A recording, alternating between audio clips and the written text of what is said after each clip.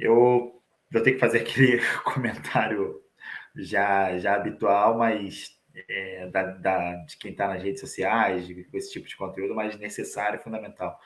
Que é, por favor, gente, pedir para vocês darem o like, pode dar o dislike também, né? O não gostei ali, né? Se for o caso, mas quem der o dislike também deixa o comentário lá, falar o porquê para a gente aprender e melhorar, aperfeiçoar. Agora, quem der o gostei lá também, dá um tempo também, se puder deixar um elogio, excelente. Se inscrever no canal e compartilhar, por favor, para a gente ganhar relevância e estar aqui ganhando mais pujança nesse mundo da internet e alcançando um alcance maior. Bom, eu queria, antes de eu ir para o que eu ia falar, eu queria fazer um comentário em cima do que vocês falaram aí, que eu fico impressionado, eu fico imaginando. O Brasil tem vários problemas, né? O Brasil tem muita vaga de engenharia em aberto, mas tem muito engenheiro no mercado, né? Não casa às vezes. Mas falando de engenheiros, o ponto aqui não é o engenheiro em si, o ponto é, nas favelas, né? A gente tem um monte de engenheiro que não está formado, tem um monte de medalha de prata ali, medalha de ouro, a gente tem médico, a gente tem escritores, a gente tem jornalista, a gente tem. Gente, tem de tudo ali que a gente não dá valor. Muitos desses morreram, muitos desses terminaram as suas vidas sem ter tido a oportunidade, sem se descobrir por vezes, né? E outros que se descobriram, conheço vários, que simplesmente não conseguiram deslanchar. E não é por falta de luta, né? A gente que vem da periferia, a gente sabe que tem muita luta ali, o que mais tem ali é luta, né? Ou seja, muitas histórias que ainda não foram contadas, né? Mas e se o Brasil um dia conseguir alcançar, conseguir extrair esse recurso tão valioso, o Brasil deslancha e deslancha muito no cenário global. Eu vejo aqui fora, né? Eu morei na Nova Zelândia por pouco mais de 9 anos, hoje estou há 10 dias na Austrália, e eu vejo quanto e fora as minhas viagens aí no exterior, enfim, eu vejo quanto que o brasileiro trabalha, quanto que o brasileiro leva a sério ali a dedicação dele, né?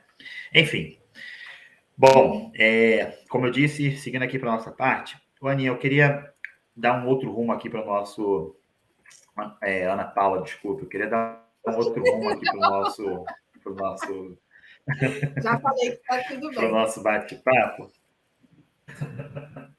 É o seguinte, bom, na música, capítulo 4, versículo 3, dos Racionais MCs, logo na abertura é mencionado os dados da época, né, em que nas universidades brasileiras apenas 2% dos alunos são negros, né?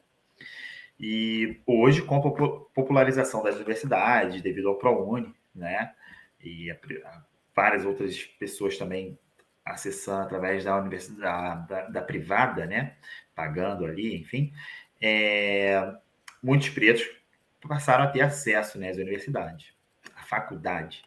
No entanto, o grau de exigência do mercado, ele foi lá em cima, né? Porque acho que é bem isso, né?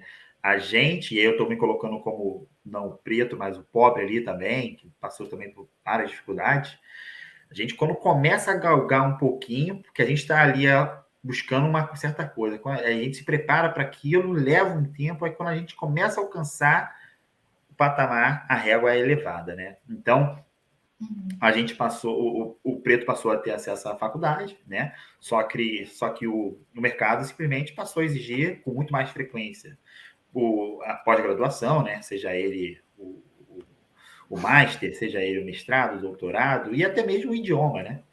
O idioma que é muito importante, quem tem vivência no exterior, fazendo intercâmbio, enfim. E aí eu queria saber o seguinte, que você, vendo essa situação, porque isso acaba sendo um muro social, acaba sendo uma barreira muito grande, acaba não, definitivamente como que a gente pode mudar um pouco dessa realidade que tanto assola os pretos, as pretas do Brasil, pobre do modo geral, né? Se você acredita que isso possa ser considerado um sistema de opressão, o que você pode dizer para a gente sobre isso? Ah, certamente, né? Eu acho, inclusive, você estava falando antes do quanto o Brasil poderia crescer, né? E ser ainda maior se as pessoas de alguma forma geral, valorizassem essas pessoas que estão à margem, digamos assim. Uhum. E é muito duro, assim, reconhecer isso. Para mim, doeu muito, assim, quando eu percebi isso, que às vezes a gente acha que as pessoas são burras, né? Porque a gente fica nisso de, mas por que não muda isso? Por que não valoriza? Por que, sabe? Porque parece tão simples. E eu entendi há um tempo que não é burrice, não. É plano mesmo. Isso faz parte mesmo de um plano. Não é por acaso. Não é, não deu tempo, não conseguiu, não sei o quê, eles são burros, não fazem como tem que fazer. Não, eles sabem mesmo como tem que fazer. Poderia fazer, tem dinheiro para fazer, tem possibilidade para fazer, não só dinheiro, né? Porque às vezes não é só sobre dinheiro. Mas não é feito realmente porque é um plano. O Brasil, ele é o Brasil, é planejado o Brasil ser como é. Sempre foi. Então, enquanto isso não for replanejado, a gente acaba ficando num lugar que não é um lugar que não é pouco, né? Mas é sempre um paliativo, sabe? Eu sinto que a gente trabalha na redução de danos. Que a gente está aqui suprindo determinadas coisas, tentando diminuir os danos que essa estrutura faz, mas é uma redução de danos. E eu acho que um pouco desse replanejamento foi a questão das cotas, a questão das bolsas. É você criar efetivamente uma outra geração de pessoas, que somos nós, né? Todos aqui passamos, de alguma forma, por algum programa, sim, ligado à universidade. E nos tornamos quem nos tornamos, né? Então, por isso que a cota é sempre, até hoje, mais de 10 anos, a cota é tão criticada. A gente continua tentando tirar, achando que não é mais necessário, porque você criou um grupo de pessoas pensantes, e não só pensantes, né? Porque a gente sempre pensou, mas com algum poder de ação mesmo, político, algum capital político, algum capital financeiro, efetivamente, e que gerou mudanças muito grandes no país, e que nem todo mundo está satisfeito com isso, né? Vide a última pessoa que tivemos na presidência do Brasil. Então, é isso, eu acho que faz parte de um plano mesmo. É difícil, porque eu sou uma pessoa, eu me considero uma pessoa boa, assim, sabe? Claro que eu faço várias merdas, mas eu sou uma pessoa que tem um bom coração. Então, assumir, olhar para o mundo. Sabe aquela coisa de vilã de novela? Que você, tipo, Carminha, sabe? Nazaré, que para quem é mais velho, Odete Roitman, assim, que você olha e fala, não, essa pessoa não existe, isso aqui é novela, não sei o quê. Quando você percebe que essas pessoas existem no mundo real, que elas são inspiradas, inclusive, em pessoas, assim, sabe? É difícil. Para mim, pelo menos, foi muito difícil ter que aceitar a arte imita a vida, né? E que elas têm um plano real para permanecer onde elas estão. Sim, não importa o quão danoso seja, né? Beleza, é verdade. A própria questão do privilégio, e aí a gente acaba voltando no mesmo assunto, é muito difícil as pessoas quererem perder seu privilégio, entendeu? As pessoas não querem... As pessoas não, né? Os brancos da elite que estão no poder. Então, tem que deixar bem claro isso. Quem já está ali, exatamente, quem já está ali e chegou, vai fazer de tudo para não deixar, não repartir o bolo, entendeu? E essa questão passa por onde? Por onde da pessoa que está lá legislando, passa pelo empresário, passa por toda essa camada dominante que tem a opção de dividir ou não, tá? Então, a escolha de dividir ou não, se não tiver um programa público, tá, de governo, onde que ele vai obrigar, onde que ele obrigar, a partir de agora você tem que ter X% de negros ou pessoas PCDs ou pessoas LGBTQIA+, e tal. Se não tiver uma política de governo onde que obrigue a pessoa ou o empresariado a fazer, tá? Eles não vão fazer, não tem interesse. Por que eu vou fazer? Por que eu faria? Entendeu? Então, talvez fique essa questão. Há muito mais, tá? além disso. Tá? Hoje você tem as próprias questões do ESG que está trabalhando, né, essas questões de aumentar a diversidade nas empresas e tal, e você consegue ver algumas empresas que querem estar bonito na foto lá em 2030 e elas estão meio que estão se transformando, né? E aí você bota pessoas aumentando a diversidade, você bota pessoas negras, você bota pessoas LGBTQIA+, você bota pessoas com necessidade especial, e com isso você vai mudando a realidade e vai dando oportunidade. Porém, ainda eu acredito que ainda deva ter alguma resistência, entendeu? Porque é isso, o que eu vou fazer? Por que eu vou facilitar? E aí a pessoa que chega lá e Tá na tão cabeça boa dela, aqui em cima, né? ela tem na mente dela que ela se esforçou muito, ela ignora os privilégios que ela teve e ela imagina e ela entende que ela se esforçou para estar ali e que o outro simplesmente não se esforçou, entendeu? E quando na realidade você tem um gap enorme de desenvolvimento e que a pessoa simplesmente prefere ignorar para poder se manter naquela posição e continuar exercendo o seu lugar ali na sociedade e privilégio. Eu entendo dessa forma. Sim. Não, acho que é isso. Pode ir, Aninha, desculpe. Não, é isso. Então, acho que eu indico, inclusive, o podcast do Projeto Quirino, do Tiago Rogero, que é um jornalista incrível, assim, produziu ano passado esse podcast. Acho que são 8 episódios. Lançou nos 200 anos da independência, né? Em setembro do ano passado. E que era efetivamente para questionar, né, que foram esses 200 anos, né, essa passagem desses 200 anos de independência do Brasil e aonde que nós estávamos como população preta nesse lugar da independência, assim. Então, é uma aula assim, de história incrível, ganhou vários prêmios, tem mais de 2 milhões de streamings, e é bem sofrido, assim, um pouco, porque dá isso, né? Te faz entender o que é o Brasil. E a gente vende muito esse lugar de país diverso, que as pessoas se amam, são calorosas, que se abraçam, que não tem terrorismo, não tem terremoto, sabe assim? O Brasil é um paraíso. E realmente Sim. a gente só que não é, né? Então, e não é por um projeto, não é porque realmente isso vem sendo pensado há muito tempo para que as pessoas permaneçam em seus determinados lugares. A gente fala, né? Ah, não, a gente não tem, por exemplo, né, como tem em alguns lugares, sei lá, na Índia, tem a casta. A gente não tem casta. As pessoas têm mobilidade social no Brasil.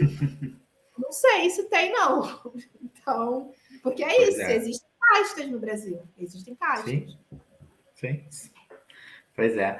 Eu até fico vendo essa questão do que a gente estava comentando antes, de acesso à informação, acesso ao conhecimento, né? Pego como exemplo até duas das minhas irmãs, que eu não lembro exatamente o ano, mas ali em torno de 1996, nós morávamos ali na comunidade do Rato Molhado, né? Na verdade, elas moram lá ainda. E a gente, por vezes, nós fomos andando para o Meier, né? Eu era simplesmente ali uma criança ainda, mas andando direto para o Meier, né? Porque eu não tinha dinheiro de passagem, enfim. E para quê? Para minhas irmãs fazerem curso de datilografia. Em 1996, minhas irmãs, através de um curso pago, minha mãe trabalhava para isso, elas faziam um curso de datilografia, onde só que a internet já estava existindo, o computador já existia, enfim. E aí, o que eu estou querendo dizer com isso? O quanto que a gente não está preparado, a gente, eu digo, o pobre, o preto, a preta, enfim, não está preparado para a realidade. Né? Isso comunga até com a minha fala lá do acesso à faculdade, enfim, que quando a gente começa a alcançar alguma coisa, tão somente em 1996, minhas irmãs passaram a ter um acesso a um curso de datilografia, achando que aquilo ali ia dar um futuro para elas, só que já estava na versão 3.0, e minhas irmãs estavam começando a ter acesso a 1.0, e sem falar as condições, né? Que já andavam para o Meier, né? Quantos quilômetros deve ter ali? Não sei. Alguns bons quilômetros, indo, depois andando, voltando, sem um dinheiro de curso. Eu e daí ali, para não ficar em casa sozinho, ainda tive que andar também, né? E assim, isso acontece a todo tempo, né, cara? É muito surreal como que as coisas se dão num país que é plural, que tem recursos que poderia simplesmente... Nossa, eu sou apaixonado pelo Brasil, então ao mesmo tempo eu sou muito crítico, né? Então, um país que poderia estar trazendo, ou melhor, fomentando muito melhor a sua juventude e extraindo ali o seu ouro, como eu já disse anteriormente, e o Brasil simplesmente não consegue, prefere simplesmente calar, né? É um projeto, né? Calar essas pessoas, porque tá bom desse jeito, né? Enquanto isso, a gente está ali sustentando a mesa para eles ficarem sentados e confortáveis, né? Enfim, Valci, o que você me diz aí dentro disso daí? Na realidade, é isso. Acho que tudo que tinha que ser dito já foi dito e tá aí. Pra todo mundo ver, tá? Mês que vem tá chegando, Consciência Negra vai ser dito novamente, entendeu? Acho que cabe a gente só abrir os ouvidos e tentar absorver, tá? O que estão tentando nos contar, entendeu?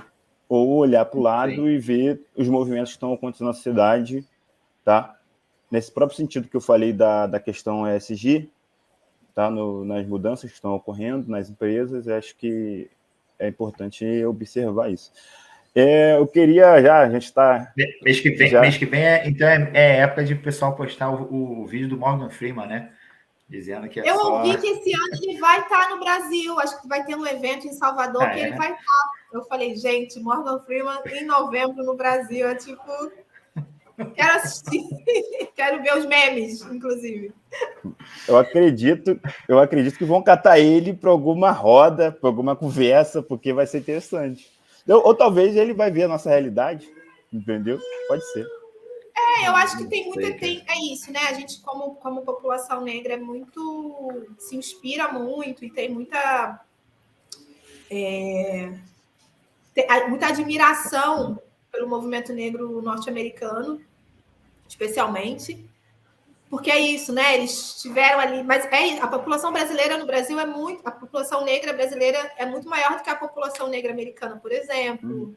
Foi um outro tipo de formação. Eles tiveram guerra civil, né? Sim. Então é uma outra história, Eu acho que tem muita coisa assim para a gente se inspirar e para a gente absorver, né? Como eu adoro ler a Bell Hooks, Angela Davis, tudo isso.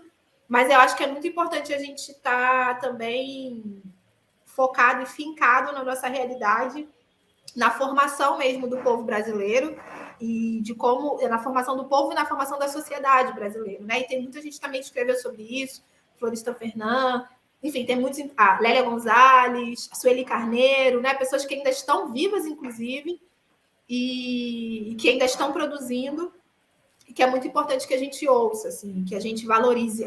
Eu nem falei disso, né? Lá atrás, quando você perguntou das referências, eu falei da Clarice, falei da Marina Colaçan, mas para mim, tudo mudou na minha vida quando eu conheci a Conceição Evaristo. Sabia que você ia falar dela.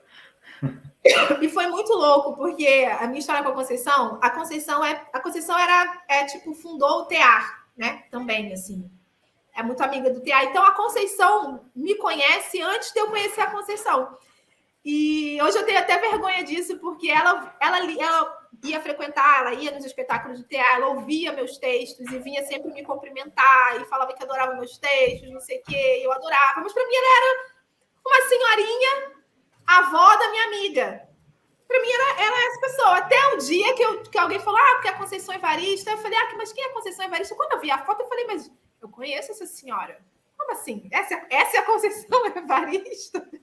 Eu me dei uma vergonha, porque eu falei assim, gente, como assim? Eu sou uma escritora e eu não conhecia, não sabia qual era a cara da Conceição Evaristo. E eu conheço a Conceição Evaristo há 10 anos, como assim, né? E eu lembro quando eu li, já mais velha, né? Quando eu li Ponciá Vicêncio, que é o primeiro romance da Conceição, eu fiquei, assim, paralisada, paralisada e falei... Eu fiquei um tempo sem escrever, porque eu falei, eu vou escrever o quê depois disso, gente? Eu vou... Tudo que eu escrever vai ser, tipo, supérfluo, vai ser nada diante disso, sabe? Claro que depois eu voltei a escrever, mas era essa sensação, assim, de tudo que eu poderia escrever, ela já tinha escrito. Então, e que bom que a Conceição está sendo valorizada antes de morrer, que eu tinha muito medo de que precisasse que ela tivesse morta para que a gente fizesse homenagem, para que ela recebesse prêmio, para que ela fosse traduzida, né? Como foi o caso, por exemplo, da Carolina Maria de Jesus. Então, que bom que a gente não esperou a Conceição morrer, que ela está podendo aproveitar a fama, o sucesso e as publicações ainda em vida. Mas que pena que foi depois dos 70 anos, né, dela, assim. Sim. E eu penso também muito sobre isso. Eu falei assim, eu não vou esperar 70 anos, não. Eu quero agora meu sucesso, minha fama, meu dinheiro. Não. Vamos lá, gente. Vamos lá. Dá para cá o que é meu e vamos embora. Vocês vão ter que dar o jeito de vocês aí no Brasil. Tá certo. Mas a gente já tá... Isso aqui, esse podcast aqui já está te fazendo esse serviço. Já está fazendo esse serviço de dar publicidade. Eu estou sendo ouvida na Austrália. Exato. Mas eu posso querer. Ai, tá certo. Ana Paula, conta um pouco para a gente, cara, essa tua história de migração, tá? Que te levou a escolher Angola, tá? E também, sei lá, fazer um paralelo aí da Angola com o Brasil, acho que deva permear o imaginário das pessoas e tal, o que tem em comum, além da língua portuguesa. Sim. Então, eu vim aqui para Luanda a primeira vez em 2016. Tem uma amiga que trabalhava comigo, inclusive, na agência de rede para a juventude, a Luana Bartolomeu, que nasceu no Brasil, tem a mãe brasileira, o pai angolano. Ela morou aqui durante um tempo e estava no processo de retorno, né? De querer voltar, estar mais próximo da família do pai, toda a questão da cultura angolana. E me chamou para vir em 2016 com ela, viajar, fazer uma visita, fazer um trabalho. Ela estava abrindo uma produtora aqui. E eu falei, claro, vou, né? Óbvio. E vim e fiquei enlouquecida, apaixonada pelo país. Voltei, isso foi em outubro, eu acho, outubro, início de novembro de 2016. A Luana permaneceu aqui. Eu voltei em dezembro do mesmo ano. Vim passar o Réveillon com ela. E aí, ali no início de janeiro, a gente começou a conversar sobre possibilidades de trabalho, oportunidades, tudo isso que estava acontecendo, né, do país e dela abrindo essa produtora. E eu pensei, bom, claro, né, eu tenho vida, família, cachorro, trabalho no Brasil. Não tinha uma vida assim, não foi uma migração de minha vida está dando errado aqui no Brasil, eu quero tentar experimentar outro lugar. Não, minha vida estava boa no Brasil. Mas eu pensei a possibilidade, eu brinco sempre isso, quando as pessoas perguntam, mas por que você veio? Eu falei, porque eu queria ter outros problemas. Eu estava há 29 anos tendo os mesmos problemas no Brasil. E eu sei que quando você vive em qualquer lugar, você vai ter problema, né? Porque é isso. Mas eu queria ter novos problemas, eu queria poder experimentar o meu corpo em outros espaços, que não fosse eu entrar num shopping, ser olhado o tempo inteiro, ou achar que eu ter que ficar andando com a mão para cima para perceberem bem que eu não estava querendo roubar nada, sabe assim? E poder viver num país majoritariamente preto é muito legal. É muito legal. Claro, vou dizer que não tem questões sociais, raciais, estruturais, tem muitas. Mas são outros problemas. E eu queria poder lidar com esses outros problemas, sabe? E aí eu vim em 2017, em julho de 2017, eu me mudei oficialmente com as minhas 2 malas de 22 quilos e muitos sonhos, muitos desejos. E tô aqui nesses 6 anos. Não vou dizer que foi só flores, tiveram vários momentos bem difíceis. Acho que a pandemia, né, foi ali o primeiro momento em que eu pensei se eu voltava para o Brasil, mas graças a Deus que eu não voltei, porque a melhor coisa foi ter passado a pandemia aqui. Foi muito mais tranquilo, foi muito mais isolado, né, também, mas foi bem mais tranquilo, assim. Enfim, conheço um monte de gente, trabalho, vivo, resolvo tretas, como, bebo, e tô tendo realmente uma vida, assim. E eu queria muito, os meus amigos até reclamam, né, que eu escrevo pouco sobre Luanda. Mas é porque eu queria viver. Eu não queria estar aqui num lugar antropológico ou sociológico. Estou vindo observar como os africanos vivem. Não, eu queria viver, sabe? Efetivamente, assim. E acho que eu consegui. Então, agora que eu estou começando a escrever, agora eu estou começando a efetivamente colocar isso num outro espaço, assim. E aí, sobre os paralelos, né, para além da língua, os brasileiros são muito amados aqui. Eu sou, apesar de estar num país majoritariamente preto, eu sou uma estrangeira. E eu sou lembrada disso o tempo todo. Isso já foi incômodo, hoje não é mais. Eu aprendi a estar como uma estrangeira, né? Apesar de ser muito mais parecida, e isso facilita a minha vida, inclusive, em várias coisas. De ser mais parecida com as pessoas daqui. Seria diferente se eu fosse uma pessoa branca, mas eu sou uma estrangeira. Mas eu não sou só estrangeira, eu sou brasileira, porque os brasileiros aqui são muito amados, a cultura brasileira aqui é muito amada. Eles viram todas as novelas que a gente viu, e ouviram todas as músicas que a gente ouviu, e continuam ouvindo, né? Tem muita... A gente é muito referência aqui, referência, inclusive, de independência, né? Porque eles têm uma independência que vai fazer 50, tem 48 anos, faz 48 anos agora, dia 11, próximo dia 11. Então, é muito mais recente. Tem outro tipo de relação com Portugal. Foi uma colonização também bem diferente.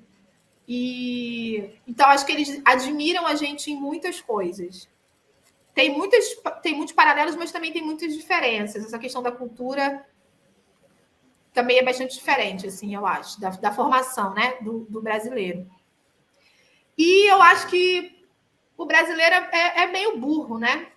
A gente é muito fechado, assim, a gente paga de desconstruído, mas a gente tem a cabeça muito fechada. O Brasil é uma ilha, a gente não conhece nem Exatamente. No máximo, a gente vai na Argentina e no Chile, né? Como a gente foi. Fora isso, a gente fica ali olhando só para dentro, só para dentro, só para dentro. Tem um olhar, o brasileiro tem um olhar muito colonizado, muito estereotipado sobre o continente africano. Então, ele chega aqui... Gente, sério, eu não tenho amiga. Eu tenho uma amiga brasileira, deixa eu pensar. Duas amigas brasileiras. Fora isso, eu não ando com brasileiros. Não ando, porque eu tenho vergonha alheia deles. É real, é real. Semana passada teve aqui, enfim, foi um tretão, assim, ainda estou pensando sobre isso. Talvez eu até escreva a coluna dessa semana sobre isso. Porque, enfim, vem um grupo de brasileiros aqui da área da comunicação e nesse lugar, assim, de, sabe, uma coisa que, por exemplo, que eu decidi para mim, desde a primeira vez que eu pisei aqui, em 2016, é o cuidado com as fotos que eu ia postar. Porque é isso, as pessoas não têm referência de Angola. Quando você vem para esse espaço, você se torna referência. Então, imagina, se eu ficasse o tempo inteiro postando foto de... E aí, o que as pessoas esperam ver do continente africano? Esgoto a céu aberto, pobreza, fome... Miséria, é isso que elas esperam ver. Se você não posta isso, elas ficam surpresas. Eu já ouvi muitas pessoas falando isso. Mas Angola é mesmo assim... É claro que aqui tem pobreza, tem fome, tem miséria, tem esgoto. Tem. Como tem no Brasil. Mas eu posso escolher o que eu quero focar. Qual a lente de contato que você vai usar para enxergar? Exatamente. Então, assim, e não quer dizer que eu não enxergue as desigualdades. Eu enxergo, como a gente acabou de falar, né? A gente ama o Brasil, mas a gente é crítico sobre o Brasil. Eu amo Angola e ainda assim eu sou crítica. Mas eu não preciso ficar reproduzindo esse estereótipo. Não é isso que eu quero fazer sobre esse país. Está batido já, né? Mas algumas pessoas, em 2023... Apesar que isso aconteceu não sei se foi esse ano ou ano passado, teve uma angolana no Big Brother. E na Ana Maria Braga, né? Quando ela foi, a Ana Maria Braga ficou reproduzindo as imagens da Guerra Civil para falar de Angola. Dos anos 2000, final dos anos 90. E é isso, tem pessoa que vem para Luanda em 2023 para tirar foto de criança na rua. E eu falei, olha, eu não sou obrigada nem a ver isso, nem a concordar, e já virou discussão, e enfim, mas é isso, eu acho que a gente precisa, no mínimo, se educar, sabe? Tem internet, as pessoas estão falando já inglês, eu não perdoo esse tipo de pessoa, não. Eu falo sempre, gente que tem pai, e fala inglês, eu não perdoo. Não vem falar, porque não sabia, porque não quero saber, não vou te perdoar. Eu vou perdoar meu pai. Meu pai esses dias ligou para mim desesperado, porque estava achando que a guerra da faixa de Gaza ia chegar aqui. Eu perdoo meu pai. Meu pai é um homem de 60 anos, que não estudou nem até o ensino médio, que se informa pela TV, sabe? Sim, meu pai tem o primeiro smartphone agora, porque eu dei a ele. Meu pai nem smartphone tinha. Meu pai eu perdoo. Agora, uma pessoa formada, com mestrado, doutorado, fala inglês com Wi-Fi, chega aqui em 2023 para tirar foto de criança na rua, desculpa. Não vai rolar. Ele escolhe a história. Ele escolhe a história que ele quer contar, né? E aí ele passa a ser um instrumento da desinformação. Talvez seja isso. Entendeu? E da perpetuação. Eu adorei usar esse título. Instrumento da desinformação. Da desinformação. E a vergonha alheia para ele. E essa questão de você levantou aí, que você tem vergonha e tal, acho que a vergonha seria dele, tá? Porque ao mesmo momento que ele está mostrando ali as coisas, reproduzindo aquela África sofrida, que já permeia o imaginário, tá? De todos. E aí, tipo assim, fazendo um paralelo com o Brasil, também a realidade de algumas comunidades, as pessoas só querem mostrar aquilo. E se você for parar para pensar, cara, o que tem a mais? O que eu posso mostrar mais aqui? E é onde conversa um pouco com a gente falou do trabalho da agência, onde que ele buscava, tá, os diamantes que tinham lá, que precisavam ser lapidados e ser expostos, porque é aquilo, com a palavra do momento, a potência das favelas, a potência da África, e é algo que precisa ser mostrado. Isso é um lugar que é o tempo inteiro que fizeram com os nossos corpos, né? É um lugar de desumanização da gente. É você olhar para as pessoas e você não vê a humanidade delas. Você não vê a pessoa como um ser holístico, como um ser completo, que tem suas carências e tem suas potências, como qualquer outra pessoa. Quando você olha para uma pessoa, e especialmente essas pessoas que são olhadas dessa forma são as pessoas pretas, você só olha a carência, você só olha o que ela tem de mal, só olha o que ela pode dar errado. Você nunca olha o que ela pode dar certo. Quais são as soluções que ela criou para a vida dela. É sempre o que está ali que coloca ela para baixo, entendeu? E daí vem a surpresa lá do início, quando a pessoa você se depara com uma pessoa que é escritora, né? Fala, exatamente. Como assim? Exatamente. E essa desumanização é o que dá, é o que deu sempre, e é o que continua dando autoridade para as pessoas nos matarem. Porque se você não é humano, você não tem direitos e você pode morrer naturalmente. Aí tem a morte objetiva, né?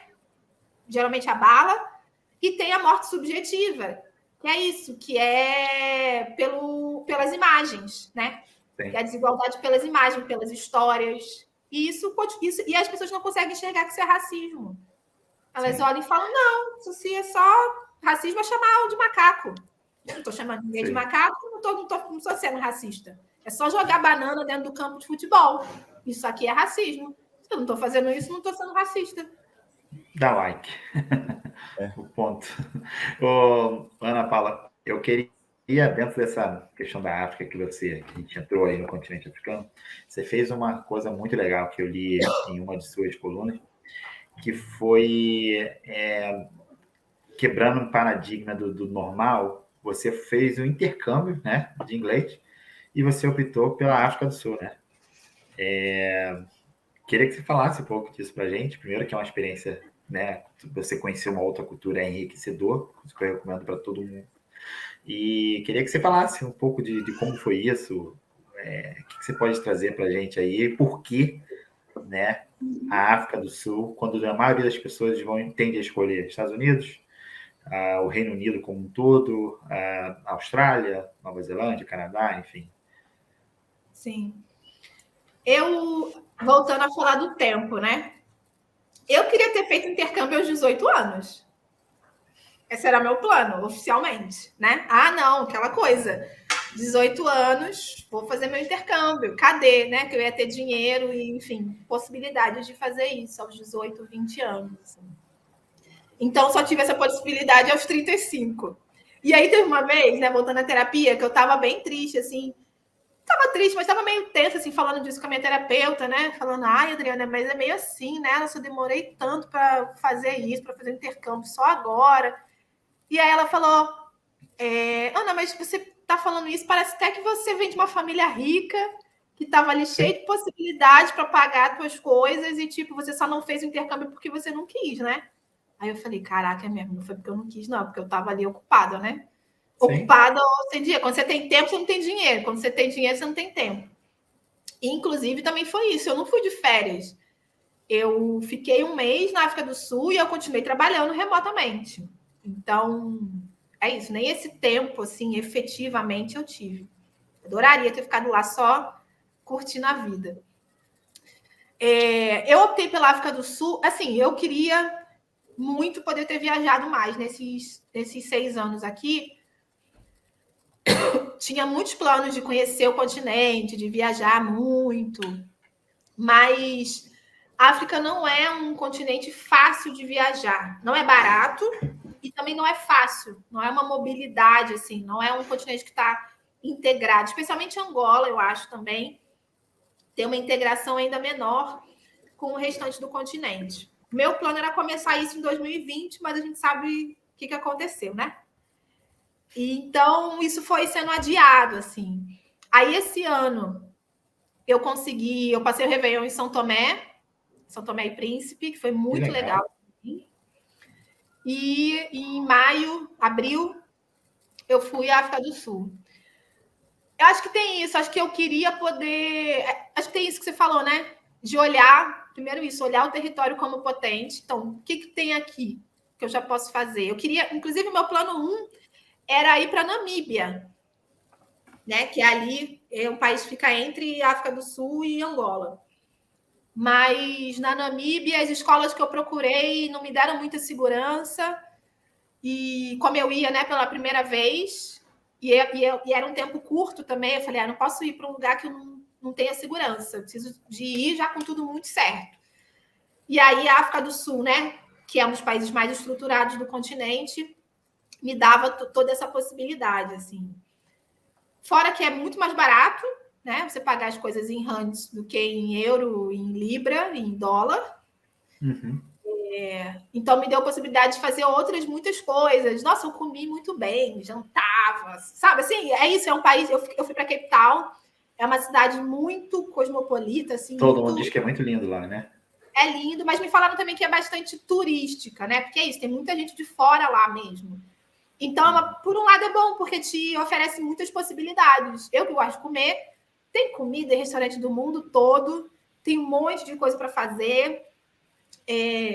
Falaram muito sobre a insegurança da África do Sul, especialmente para as mulheres, mas eu não me senti insegura em nenhum momento. É claro, né? Tinha ali um certo cuidado, não ia ficar andando de madrugada na rua sozinha, mas eu andava a pé, andava de Uber e fazia as coisas todas sozinhas, né? Então, foi muito tranquilo, assim, foi uma experiência incrível. Eu quero muito voltar a Cape Town, assim, mais turista mesmo, para passear um pouco, porque eu passei pouco, eu acho, apesar de ter aproveitado, mas eu acho que ainda foi pouco, pelo que eu queria. E é isso, eu acho que é incrível, assim, poder ter essa possibilidade, né? E é isso, por isso muito que eu tô aqui também, sabe?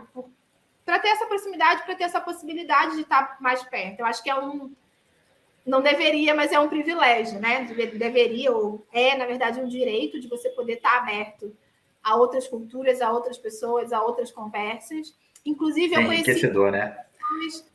Inclusive, conheci muitas pessoas da Palestina, na África do Sul. Tem muitos meninos que vão para lá estudar inglês, ali do mundo árabe. E tive muitas conversas muito legais, assim, sobre... Eu cheguei no Ramadã, inclusive, eu peguei ali as 2 últimas semanas do Ramadã. Para eles era horrível, porque eu, né, sou a louca do café. Eu chegava com um monte de café na sala e eles de jejum. A minha casa, a casa que eu fiquei, era do lado de uma mesquita. Então, eu acompanhei todos ali os horários de orações e tal durante o Ramadã. Então, eu aprendi muito, assim, não só sobre a cultura africana, mas sobre a cultura muçulmana, enfim, sobre outras pessoas. Acho que é isso, né? Viajar te dá essa possibilidade, assim. Foi incrível. Muito bom, muito bom. Você aumenta o leque, né? Você enriquece demais, cara. Você vai além muros, isso, nossa, eu recomendo para todo mundo. Bom, esse foi o podcast, né, do Muros Sociais, o episódio mais internacional de todos, né? Valci no Brasil, Ana Paula Lisboa na Angola, eu aqui na Austrália. E a gente está chegando ao fim, mas eu não poderia deixar de finalizar agradecendo, né, a sua presença, a sua participação, todo o seu conteúdo aqui que você colaborou com a gente. Mas, além disso, também queria pedir uma dica cultural, o que você pode recomendar para a gente, conforme fica aberto aí do que você achar, o tipo de mídia, o que você preferir. E, de novo, mais uma vez, muito obrigado. Seja sempre bem-vindo aqui. Obrigada. Eu acho que de dica eu queria dar 2 livros. Um que eu já li, né? Eu falei aqui da Conceição, e para mim é o meu livro preferido dela, da Conceição Evaristo, que chama Becos da Memória. Na verdade, é isso, né? O primeiro livro dela é o Ponciá, mas o Becos foi escrito antes do Ponciá, só que o Ponciá foi lançado depois. Foi lançado antes, né? E, na verdade, ela só lançou o Becos, acho que há uns 5 anos atrás, assim. Mas é um livro incrível. É um romance incrível. Depois, o livro que eu estou lendo agora, que eu já falei aqui algumas vezes, que chama Irmãs do Inhame, da Bell Hooks.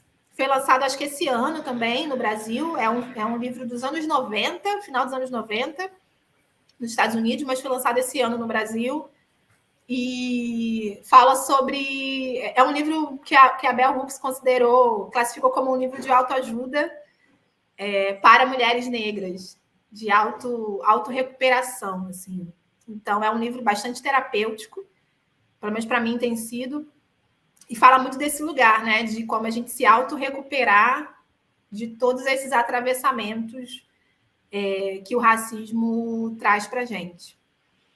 E uma dica audiovisual, porque eu também sou uma pessoa muito do audiovisual, é um filme que, na verdade, eu ainda não assisti, porque está passando no cinema no Brasil, mas eu quero indicar para todo mundo ver, porque eu acho que é super importante. Primeiro que eu amo musicais, e depois que eu amava e amo Claudinho Bochecha, que é o filme Nosso Sonho, que é a biografia de ficção, né, da dupla do Claudinho Bochecha. E tudo que eu vi, assim, todas as imagens, trailer, tá super bonito. Eu adoro as pessoas que estão no filme, o Lucas, a Lelê, né, que é minha gêmea, a Lelezinha. Então, acho que é isso. Acho que eu queria dar essa dica assim, para todo mundo ir assistir. E é importantíssimo a gente valorizar, né, o cinema nacional. Assim. É muito importante também para essas pessoas, para quem está produzindo, para quem está atuando. Eu sei quanto é difícil de fazer cinema no Brasil. Então, essas são as minhas dicas. Certíssimo. E ele está batendo recorde aí nas bilheterias. E vai continuar. E ele também é um instrumento de reflexo, né, da nossa potência, a potência negra, que durante muito tempo ficou escondida e que agora estão contando, né?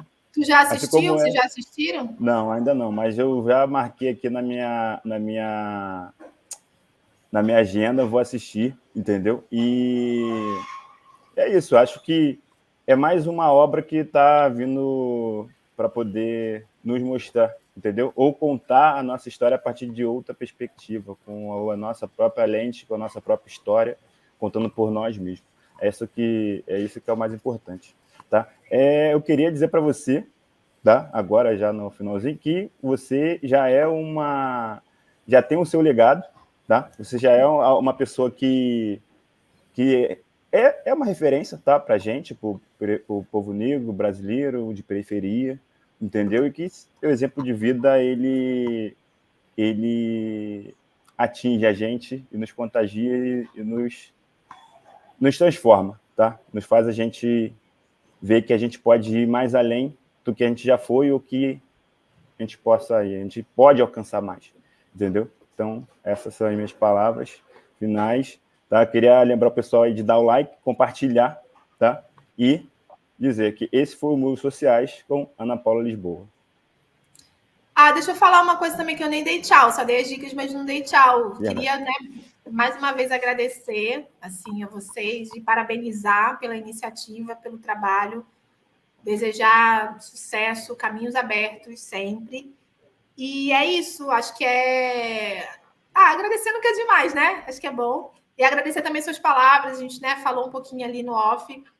Para mim é muito importante estar aqui, né, depois desses 10 anos. E para mim e que bom que a minha vida... assim, eu só estou vivendo. Né? Eu estou vivendo da forma como eu acho que é melhor, tentando ser o mais sincera possível comigo mesma e com as pessoas e honrar. Estou ficando emocionada. E honrar minha família, meus pais, minha avó. Mas eu só estou vivendo. Então, que bom que a minha vida serve não só para mim, né, mas para as pessoas todas que estão desse lado, pensando que eu estou aqui, né? Desse lado, que é o Brasil, e desse lado, que é a Oceania. Enfim, que bom que a minha vida está servindo, né? Para pessoas para além de mim. E eu espero também, eu tenho muita coisa para fazer ainda. Assim, estou aqui, só tenho 35 anos, eu estou na flor da idade, como diz Pablo Vittar, estou na flor da idade. E eu acho que tem muita coisa ainda para fazer, sabe? É isso, eu tenho Eu estava falando disso com a minha terapeuta, inclusive, esses dias. De uma frase que o Valci falou para mim, uma das últimas vezes que a gente se viu, que foi... a gente tem uma vida inteira pela frente. E eu continuo com essa sensação, né? Que a gente tem uma vida inteira pela frente. Então, que bom que a gente possa viver essa vida pela frente e que a gente possa viver ela de forma plena, né? Para mim, esse é o maior desejo. Que não seja só sobre tempo, mas que seja também sobre qualidade desse tempo. Que a gente possa viver isso de forma plena, bonita, com os nossos... E que o Brasil seja... Eu já entendi que tem coisas que eu não vou ver no Brasil. Mas não é porque eu não vou ver que eu não vou fazer, sabe? Que a gente possa cuidar dos nossos. Ano que vem, a minha irmã mais nova faz 18 anos. Não sei se você acredita nisso, mas sim, ela faz 18 anos ano que vem.